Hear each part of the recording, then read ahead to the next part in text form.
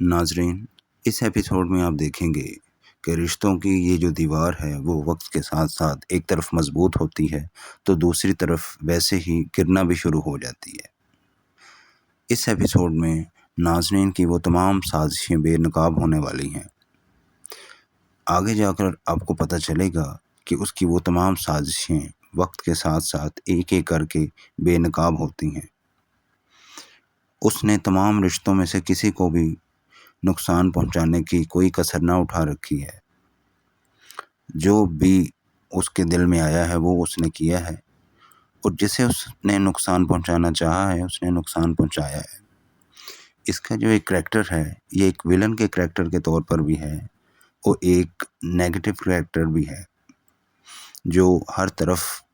لڑائی جھگڑے اور فسادات پیدا کرتا ہے، جبکہ گھر کے جو باقی لوگ ہیں ان میں کافی حد تک پازیٹیوٹی ہے، مثبت انداز ہے۔ اب ہم یہ دیکھیں گے کہ آگے کیا ایپیسوڈ میں ہونے والا ہے، تو لہٰذا اسی کے سٹارٹ میں فہد جو کہ ایئرپورٹ سے واپس آتا ہے اور وہ عافیہ کو فون کرتا ہے کہ تم اس وقت کہاں ہو، جبکہ وہ ریڈی ہونے لگتی ہے آفس جانے کے لیے۔ وہ کہتا ہے کہ میں جو ہے وہ ایئرپورٹ سے واپسی پر تمہیں فون کر رہا تھا، اب ہم جو ہے وہ آفس کی طرف جا رہے ہیں اور تم نے کب آنا ہے۔ اتنے میں وہ ایک سیٹ جو ہے ایک سوٹ اس کو استری کر رہی ہوتی ہے تو اس کا فون آ جاتا ہے، استری وہ سائڈ پر رکھ کر چلی جاتی ہے، جبکہ یہ تمام باتیں یہ تمام سین جو ہے وہ نازنین دیکھتی ہے۔ نازنین جیسے ہی دیکھتی ہے کہ کمرے میں کوئی نہیں ہے، وہ استری آن کر کے سوٹ کے اوپر رکھ دیتی ہے، اور جس سے وہ سوٹ جو ہے وہ جل جاتا ہے اور اس کی اسمیل بھی کافی ہو جاتی ہے۔ سعدیہ اپنے بیٹے کے ساتھ کہیں جا رہی ہوتی ہے، وہ اور اس کی بیٹی جیسے ہی دیکھتے ہیں تو وہ اس طرف آ جاتے ہیں، اور استری چونکہ وہ سوٹ کو خراب کر چکی ہوتی ہے۔ یہ تمام کنڈیشن میں وہ چلا کر عافیہ کو آوازیں دیتی ہے۔ عافیہ فہد کے ساتھ فون پہ لگی ہوئی ہے، جبکہ اسے پتہ ہے کہ وہ استری سائڈ پر رکھی ہے، اس نے یہ کام نہیں کیا، لیکن وہ اس پر کافی زیادہ غصہ ہوتی ہے، اسے کافی باتیں سناتی ہے۔ عافیہ بیچاری یہ کہتی رہ جاتی ہے کہ میں نے ایسا نہیں کیا، میں نے سوٹ کو نہیں جلایا، لیکن وہ ہے کہ کوئی بات کو سننے میں گوارا ہی نہیں کرتی۔ خیر، اس کے بعد سین کے اگلے پہلو میں نازنین کا جو سامنا ہے وہ رانی کے ساتھ ہوتا ہے، اور وہ کہتی ہے کہ دیکھا تمہیں تو گڑیا باجی نے کٹی ہوئی پتنگ کی طرح سائڈ پہ لگا دیا ہے۔ وہ کہتی ہے کہ میں خود جو ہے وہ ان رشتوں سے کٹ گئی ہوں، میرا کسی سے اب کوئی تعلق نہیں۔ وہ نازنین کہتی ہے کہ اتنا زیادہ غصہ،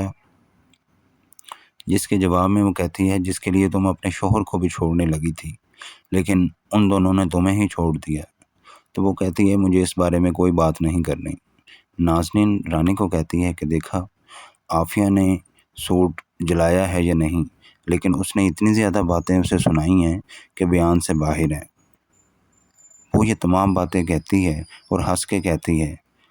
کہ دیکھا اس گھر میں کرتا کوئی ہے اور بھرتا کوئی ہے۔ یہ تمام باتیں جو نازنین رانی کے ساتھ کر رہی تھی وہ سن لیتی ہے، اور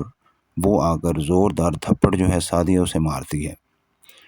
سعدیہ جب اسے زوردار تھپڑ مارتی ہے تو اتنے میں نازنین کا جو شوہر ہے شارق وہ بھی وہاں پہنچ جاتا ہے، اور وہ کہتا ہے کہ آپ کی ہمت کیسے ہوئی میری بیوی پر ہاتھ اٹھانے کی۔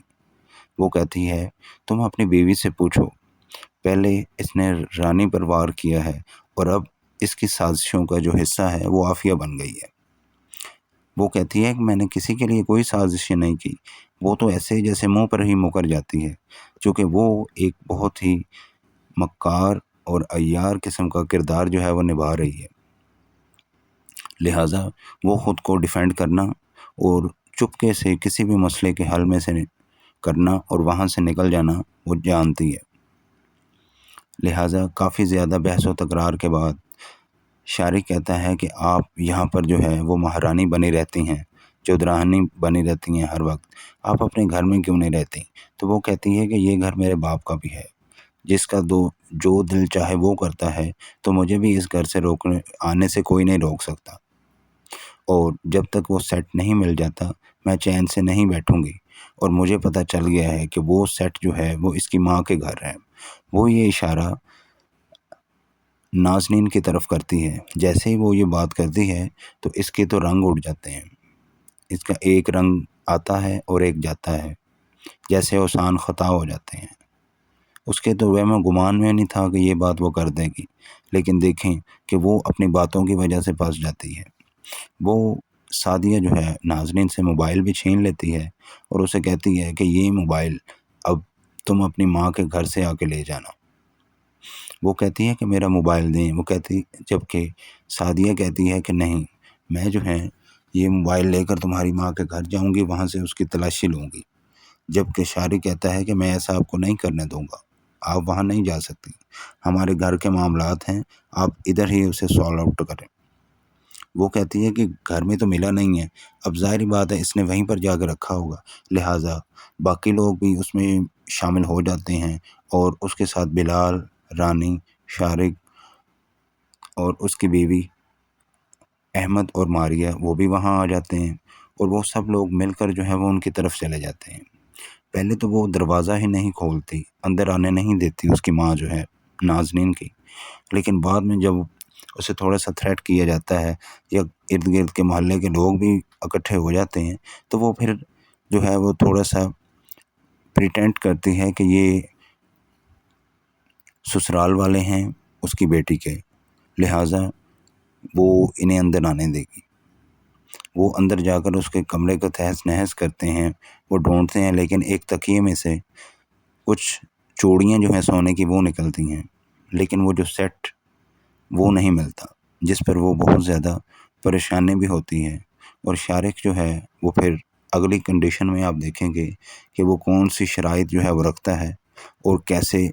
وہ تمام چیزوں کو مینج کرتا ہے، چونکہ یہ سب لوگ بہت زیادہ مکار اور عیار ہیں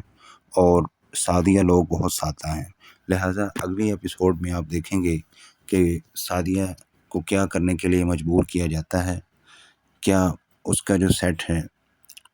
کہیں اور سے ملے گا یا وہ سیٹ کو ریپلیس کیا گیا ہے، تو آنے والی ایپیسوڈ میں ہم دیکھیں گے۔